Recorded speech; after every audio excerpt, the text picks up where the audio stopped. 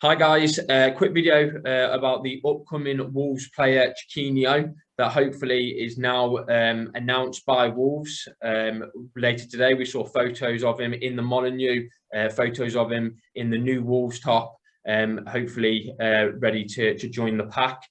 We've got with us today Frederico Foncesca, who's a football analyst who's been closely monitoring the player and the club Estoril. First of all, welcome to the channel, and we wanted to ask a few questions about the player, if that's okay. Yeah, it's okay. That's okay. That's no how I'm here. So you've been following him and following the club. I believe you originally came from Sporting, is that correct? Yeah. He came from an academy from Sporting, and around under 19, he's been dismissed.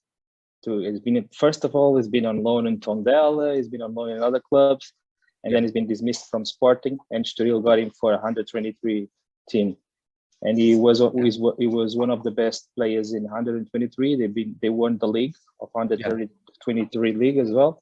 Yes. And then he's been promoted 1 year ago, but this season he was really strong, and he was really making the difference in Estoril. Estoril is like this season, everybody was so shocked that Estoril is like fighting for the top of the table as well, around 5th place, 6th place, and no one expected.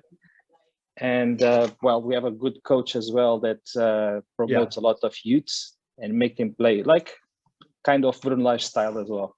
Love to launch the players, no afraid of anything.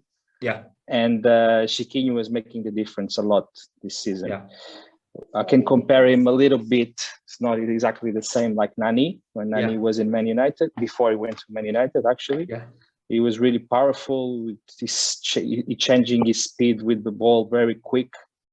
And he always like to come to the middle and try to get a shoot. But 1-against-1 is really, really difficult to stop. And it's going to be a good challenge for him going to England, because England is more physical. In Portugal is more like tactical, more like very systematic, but in England is more physical and more open, the games as well. It would be a good challenge for him.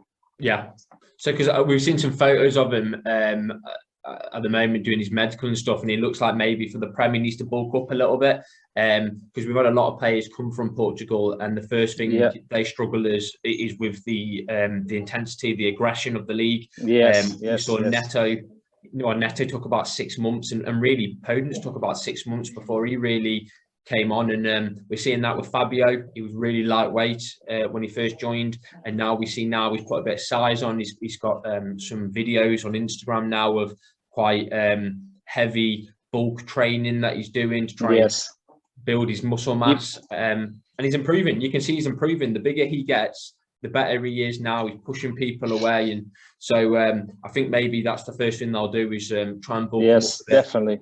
But he seems he doesn't seem as skinny as some of the other players. He's not. He's got a bit of bulk. He's quite strong. It's quite strong for a Portuguese league. He's quite strong. It was really difficult to the Portuguese defenders to go over him like as a physical. But in England, I know he's gonna struggle, because one thing he's not capable to do yet. It's like 90 minutes stable. He can't do that. He makes around 65 minutes really good, and then gets subbed. He gets subbed off. I suppose for us at the moment in time, we've got that many wingers. Bruno does like taking them off. It's very rare that a winger, especially a winger, plays the full 90 minutes. He likes to make tweaks and changes. We saw that against Southampton. He pulled Trincao off. He removed Podence. I think that we can work with that, and hopefully build up his fitness and his stamina so he can make 90 minutes. But I can see that earlier in the year, Chelsea and West Ham were really close to. Well, they were looking at him, and I think Chelsea said that they'd been monitoring him for nearly 2 years. And they thought that they could potentially mould him into a striker. Do you think maybe he's a player that could maybe be changed from a winger to maybe a more central player? Maybe if it's not so much a striker or like a number 10 or a second striker, or do you think that really he's a winger through and through? To be honest with you, at this point, I think he's better on the sidelines, on the left, on the right. He play both. In Estoril, he play both. We play in 4-3-3 in Estoril, and he always play left. But sometimes during the game, Bruno Pinheiro, which is the manager, change him with the opposite side as well.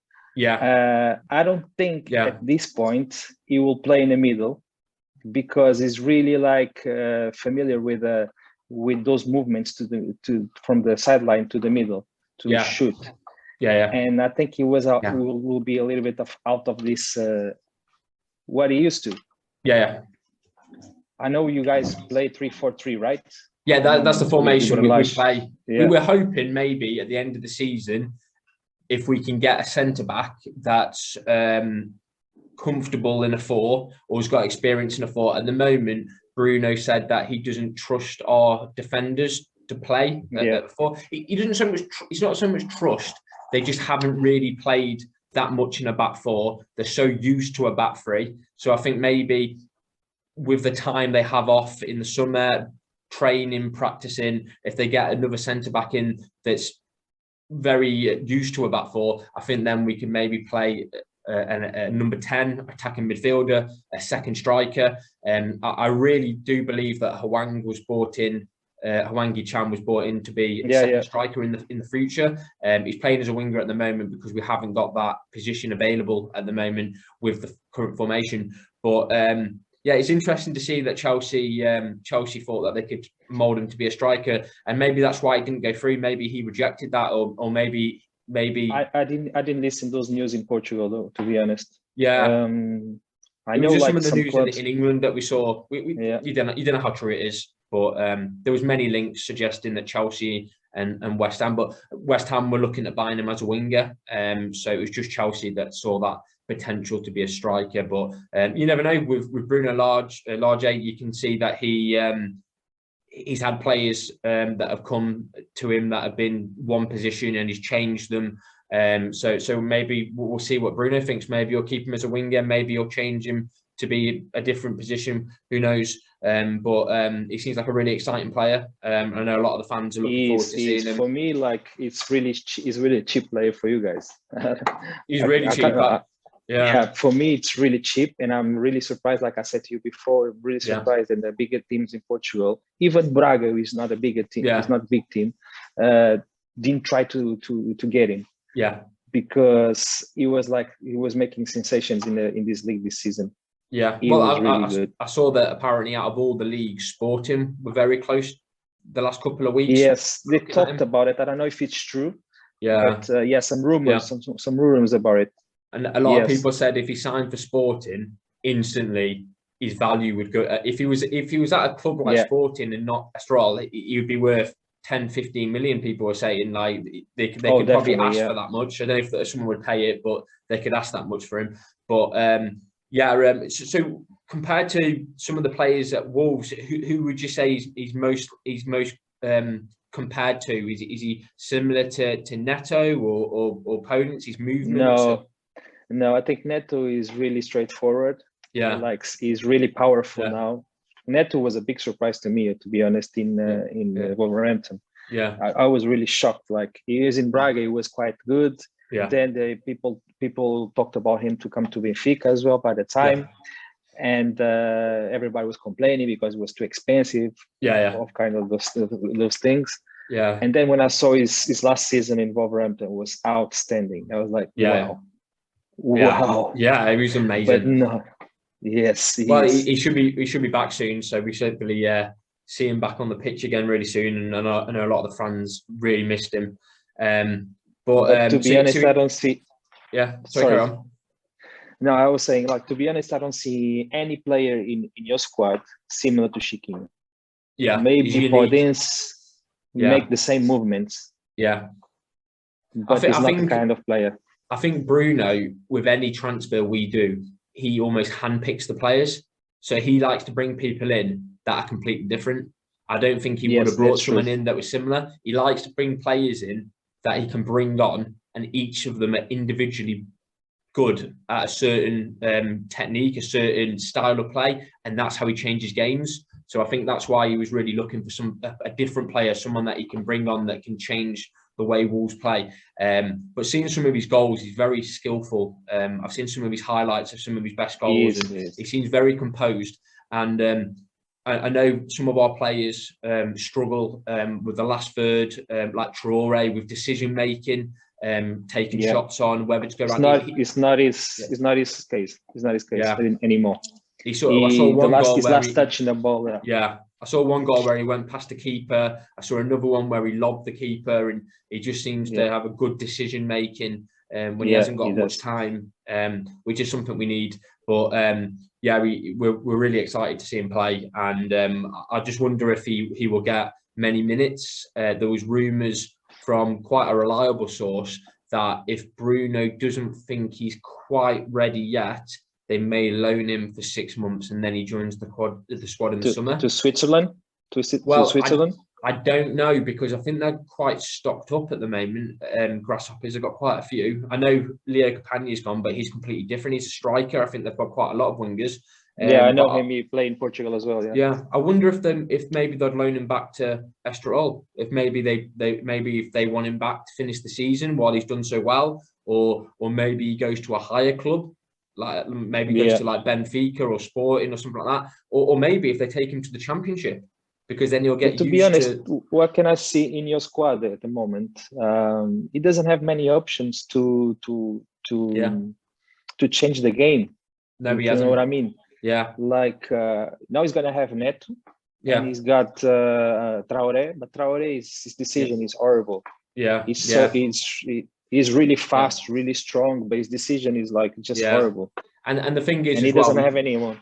Yeah, and we don't know if Traore is going to stay. He may be gone by the end of the window. There's a lot of clubs interested, and Wolves seem quite keen to let him go if the right figure, the right offer comes in. But I think from what I've heard, it's very likely he will stay. I know Tim Spears, who's our big Wolves journalist, he said it's very likely he's going to stay. He's going to be a first team addition. There's just that small chance if Bruno thinks he needs a bit more experience that he may go. But I think we'll most likely see him on the bench. And I think over the course of the next few months, slowly get some minutes. And then we'll go from there. But we've got to remember, it may be a month before we see Neto, because I can't see them bringing Neto in quick. I think Neto will slowly go back in. Neto doesn't start full contact training for another 2 weeks, and then he'll probably want to do at least 3 to 4 weeks of training. So we may not see Neto till March properly. We may see him a few minutes in February, but we might not see him starting full games till March. So it gives him, if he comes in and he's fit, well, he seems to be fit, he can play 60, 70 minutes. He is. We may start seeing him in a few weeks, maybe coming on for 10 minutes, 5 minutes, and then go from there. But he's a really interesting player. I believe that first of all, he needs to learn how to defend. He doesn't defend at all, and his manager in Estoril was complaining about him all the time. Like, he doesn't. His manager said these words to him: "This kid don't know how brilliant he is. He doesn't defend. He needs to, start defending." Even Raiola, our striker, that's the highest up the pitch, he always comes back to defend. Everybody. Bruno will be telling him all about that and what he needs to do. But is he tall? Like, I've really checked. Is he someone that can help with set pieces defending? If I'm not wrong, he's 180, 182, something like that. Okay. If I'm not wrong. Yeah. Well, he seems like the kind of player that's quite energetic. He can probably jump quite high. So maybe it'd be someone that can help us. He's got this. We call it the street game. It looks like he's playing in the street. Yeah. Which is really good. Which is really good. It's like more happy to see it and more exciting to see it as well. Definitely. And one thing that talking about Bruno Lage, really he likes a lot of movement. Yeah. And he likes to give different things to the players. He doesn't like the player to stick in one position. He did the same in Benfica. He loves a lot of movement, and Chiquinho needs to learn that as well. Tactically, he's not ready yet. Tactically either. But I believe with work with Bruno Lage, he's going to be succeed.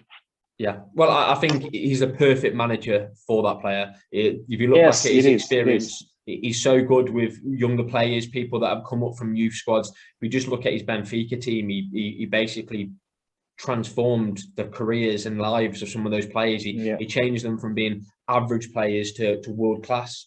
If you look at like Ruben Diaz, I can't even know how you pronounce it. He's unbelievable at Manchester City. And Bruno took him that next step further. And we can see that now with the Wolves players, like Max Kilman now is one of our best defenders.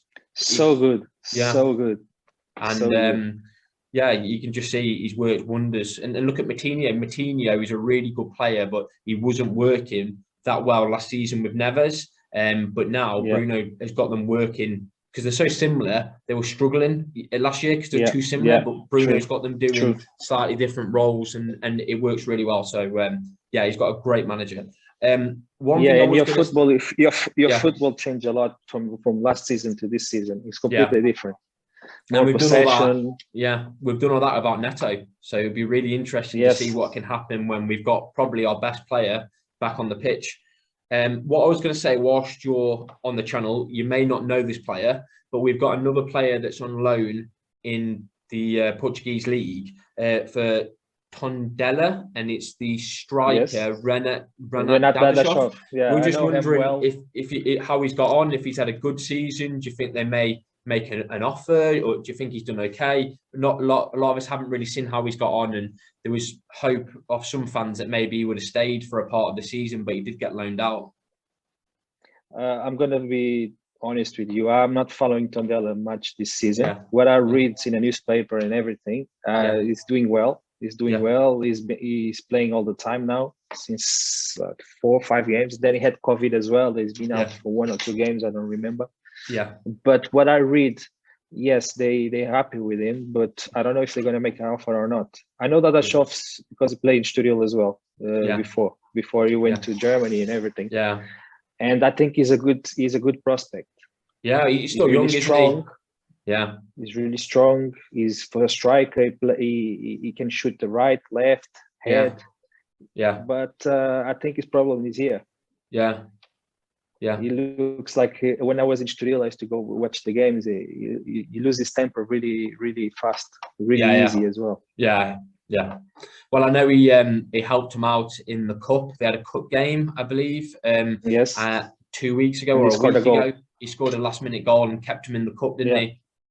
So I know the fans were praising his name. But it's great to see a lone player doing well, and maybe you'll get a chance with Wolves in the future. But I think that's everything from me. So I really appreciate your time today and talking about our new signing. And hopefully later on this evening, we might get an announcement that he's officially joined. But thanks again. And if we get any more Portuguese and good players, luck for you guys. But that's what I was about to say. You guys, everybody in Portugal support you guys. Because you have so many Portuguese there. I'm sure we'll get some and more now Portuguese with Bruno Lage, Benfica supporters are all with Wolverhampton as well. So hopefully we'll be doing another call in about a week's time with Renato Sanchez, and we can talk to you about him. Oh, we're all praying. I would love to have him back in Benfica, though.